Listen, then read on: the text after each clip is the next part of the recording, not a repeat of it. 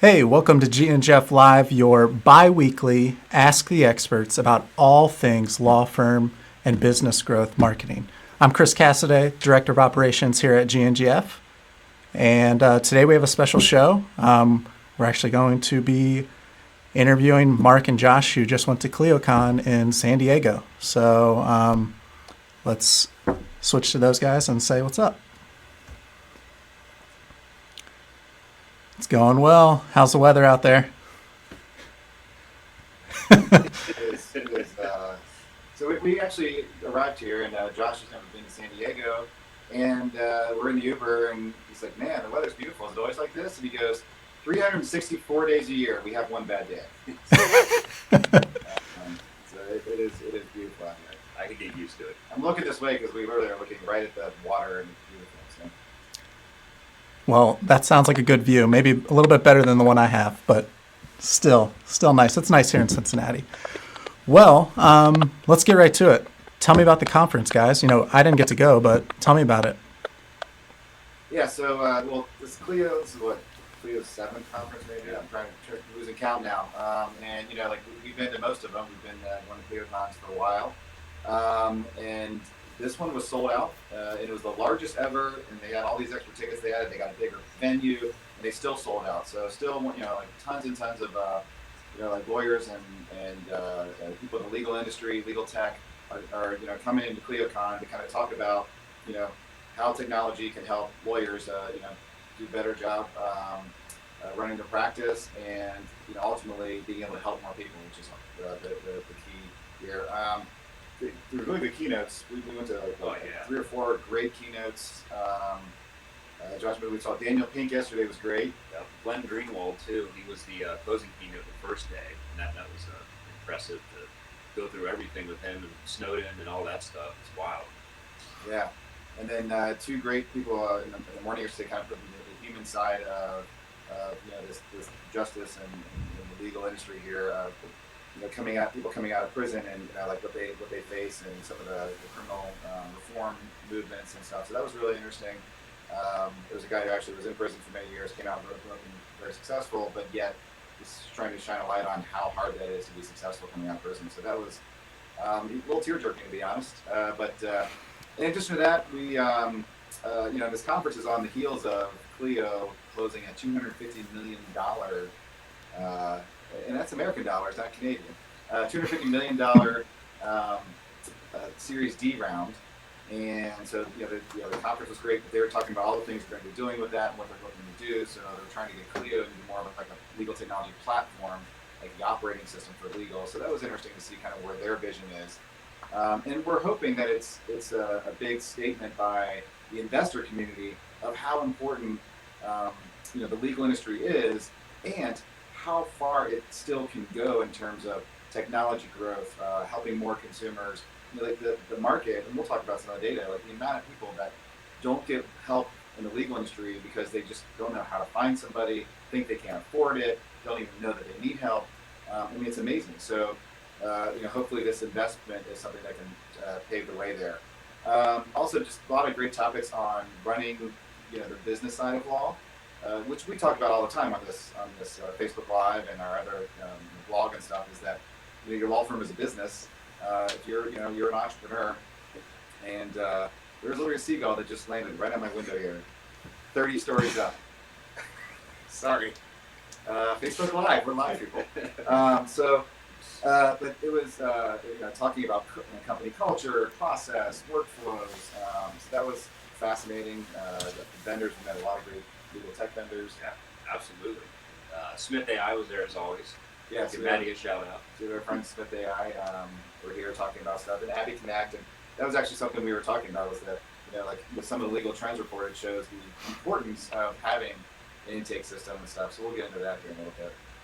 Also, the Clio legal trends report is what we want to talk about today. Mostly, we want to dive into some of the data as much as we can. We've only had it for 3 days. It's 60 pages, chock full of like a lot of research. So we've gone through as much as we can. We'll go over some of that today, Chris, but I have a link in my notes here. I think I got this over to Joe. So Joe, if you could put a link to that Clio Legal Trends report, I think that's the right link. You may want to test it.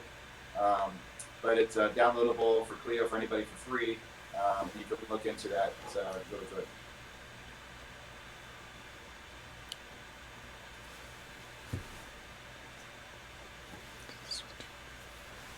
Excellent. Yeah. Speaking of the legal trends report, I did take a look at it, and there is a lot of data in there. So, a couple big things I noticed. But first, let's talk about the growing versus shrinking firms. What did you guys get out of that?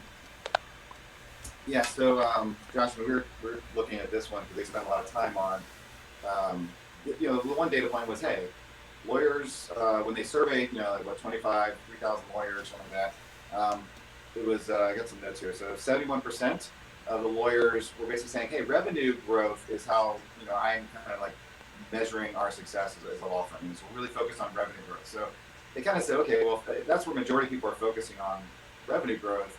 Clio has data from all the law firms that are using Clio, from billable hours, tracking time, invoicing, how much they actually, time they put in versus what they invoice versus what they actually receive from accounts receivable. So they have all this data, and they just kind of said, well, let's take all this data and see if we can find anything that points to an indicator to a firm that is growing versus a firm that is shrinking. So they also looked at all their data and said, here are the firms in Clio that year over year grew, was it 20% or something like that?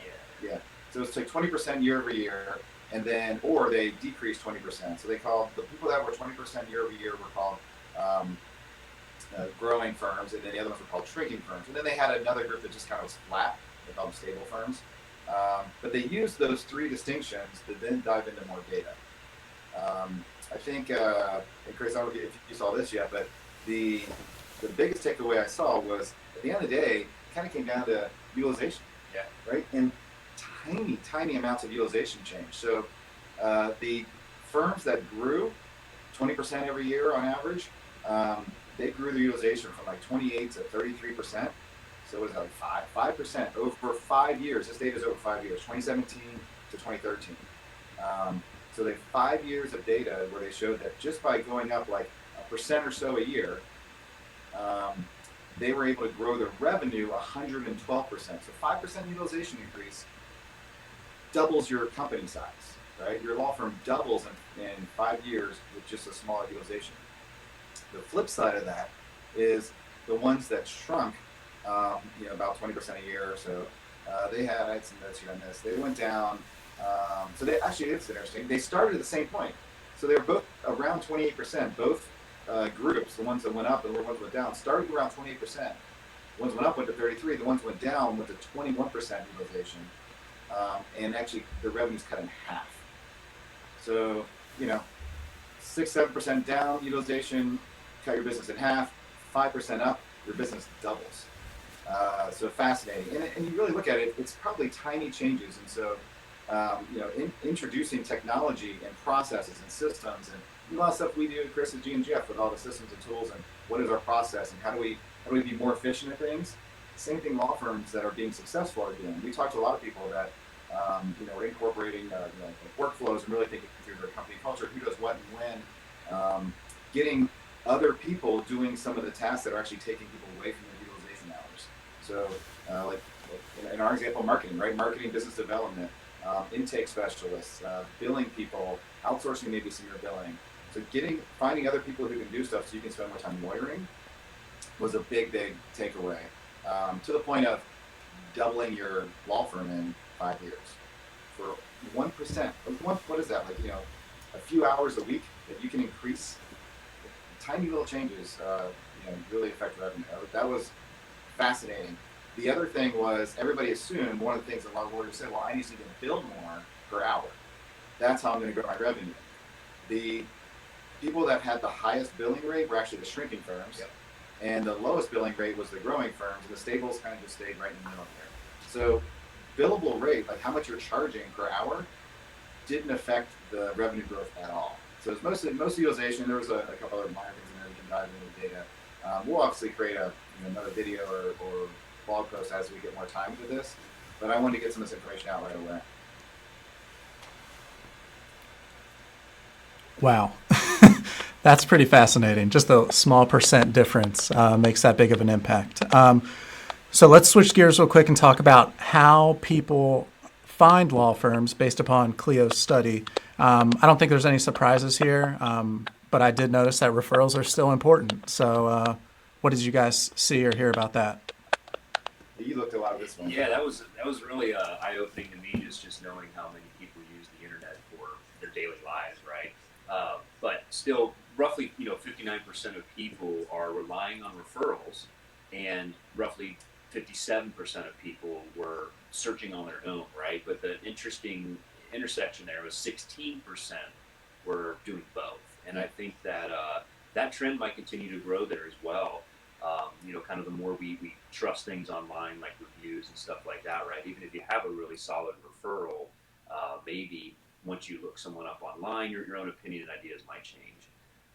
It matches that study that we did.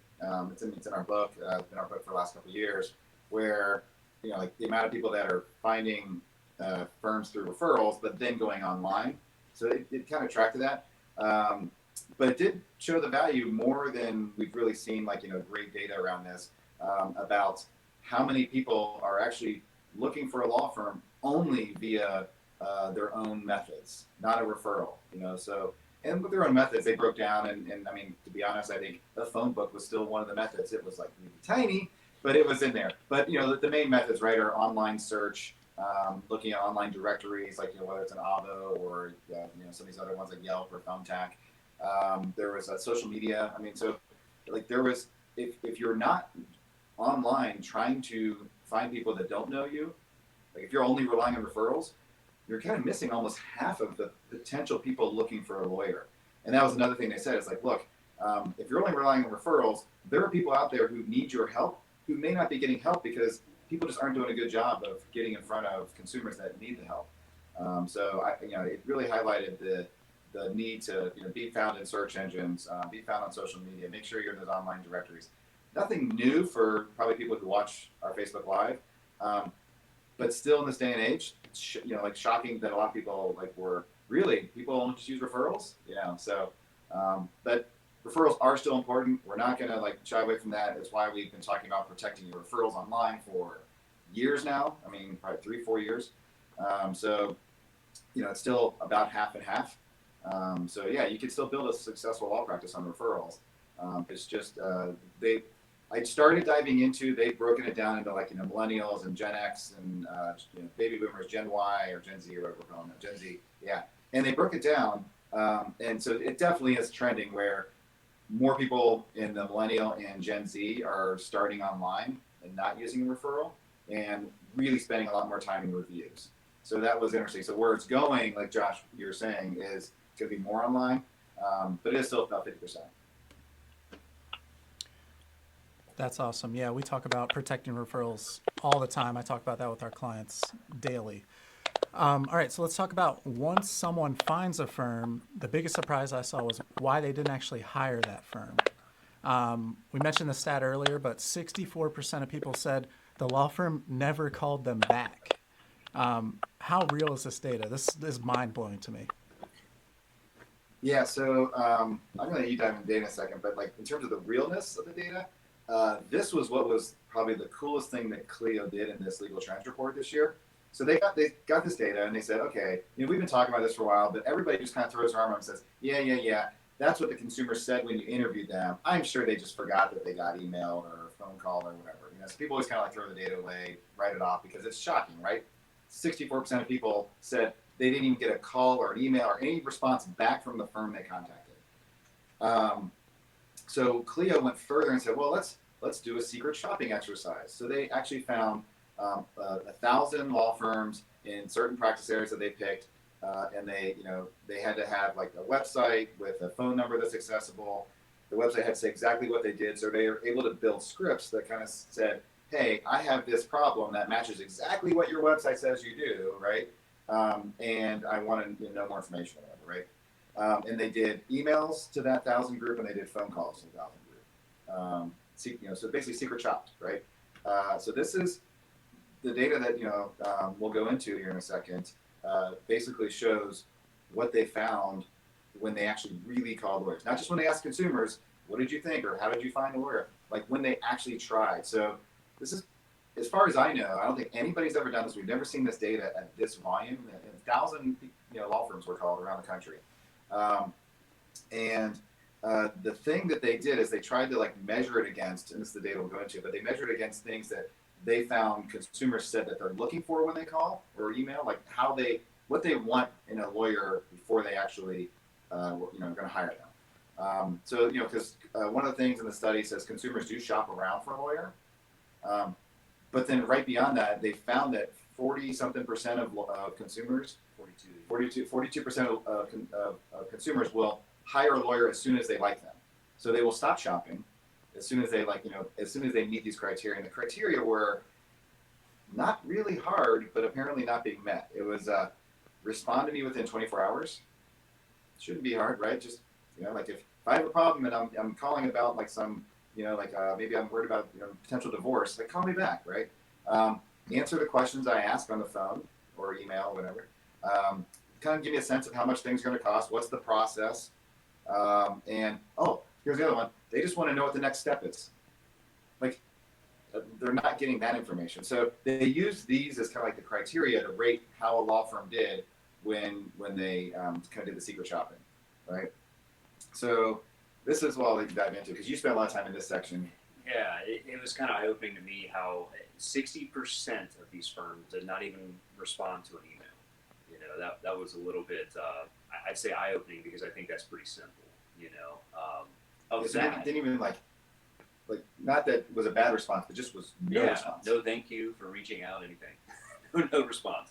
And of that, only 28% gave kind of clear next steps, right? So even if they're not covering everything that consumers care about, at least provide call to action. Something we talk about all the time, right? How important that call to action is on your website to capture that lead. But what's the next step once they reach out? Very important, right? And some of those emails just kind of referenced to give us a call.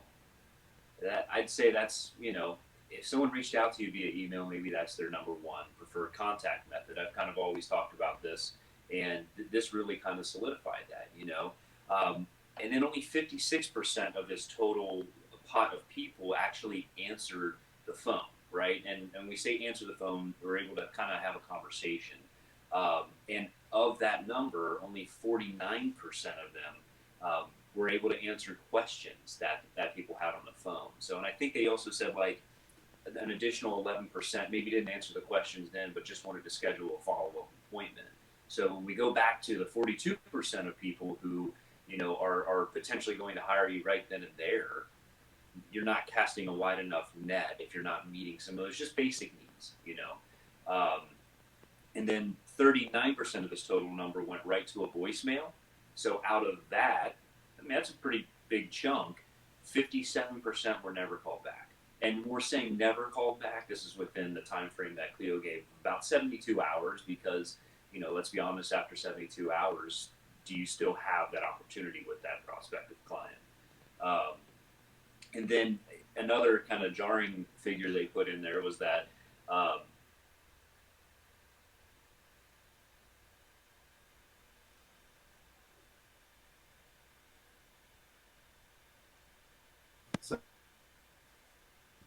Are you still there?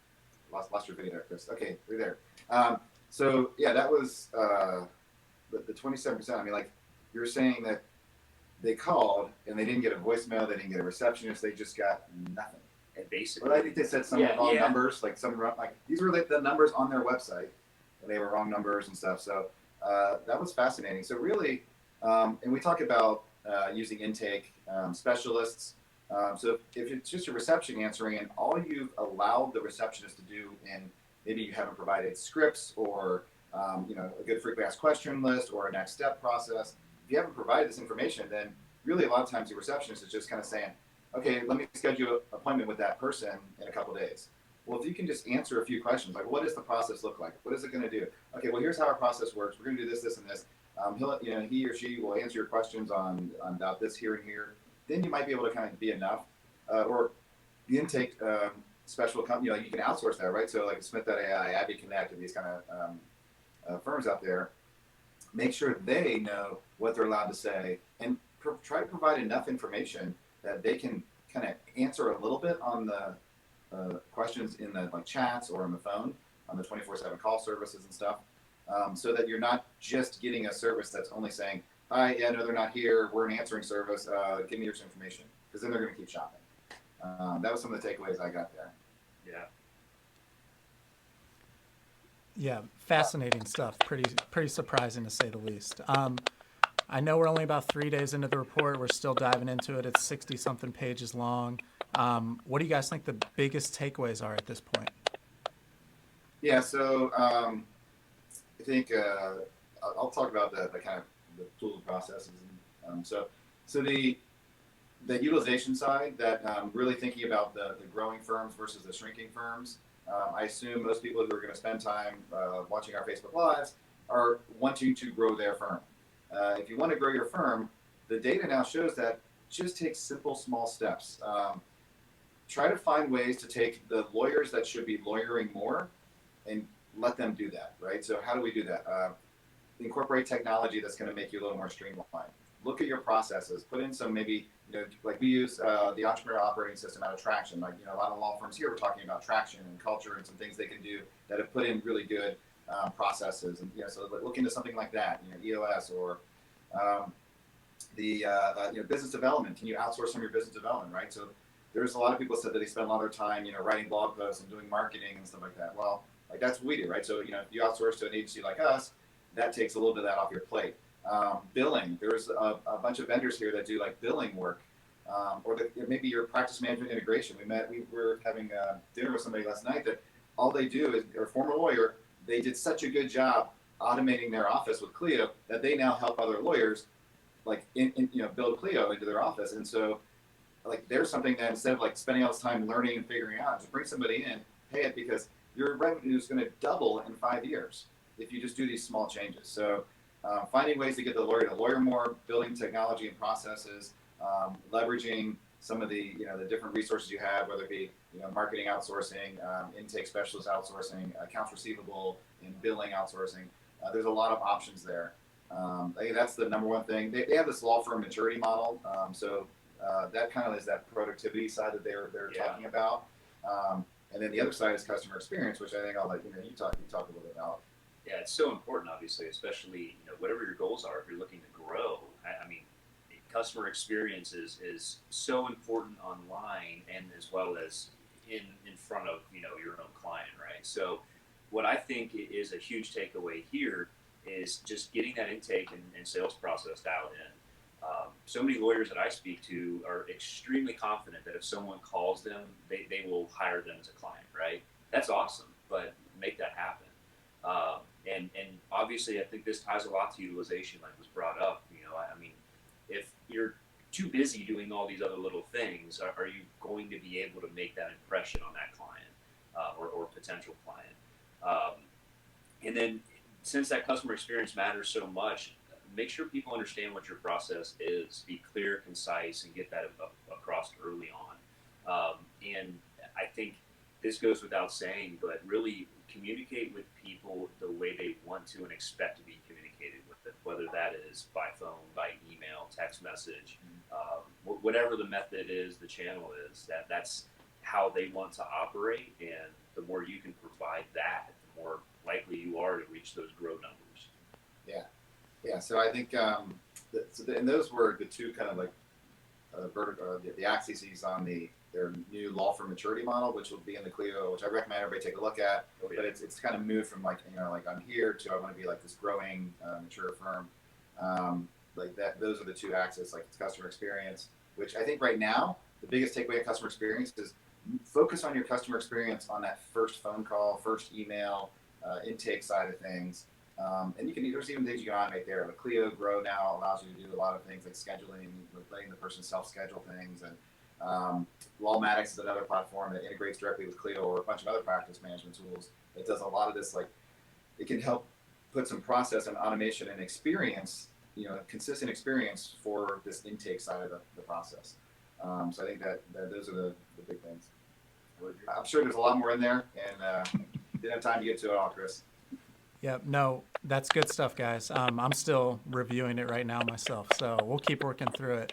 Well, I think that brings us to the end of our time here. I really appreciate you guys joining us from San Diego. I wish I could trade places with you, but I know you guys have to get on a plane, so I'm not too jealous. I'll just stay here. Yeah, we're heading to go speak in Minneapolis. So if there's anybody in Minneapolis, the bar's having a great event there around like kind of a lot of the stuff. So marketing and technology, and there's gonna be a panel discussion talking about Clio. I'm gonna be talking about SEO versus PPC and how to maximize your marketing spend. There's some other people there. So if you're in Minneapolis, come check us out. We'll be there. Gosh, we're there tomorrow. We're flying today and gonna be speaking tomorrow. So Swing by the booth. yeah. Keep it going. Yeah. Well, that sounds good. And then just a reminder to everyone, be sure you stay tuned to our Facebook page and subscribe and keep an eye for our next Facebook Live, which will be coming in a couple weeks. And then if you guys have any comments or questions or anything, drop a comment on this video or just shoot us an email and we'd happy to dig into it with you a little bit more. But thanks for tuning in. See you guys next time.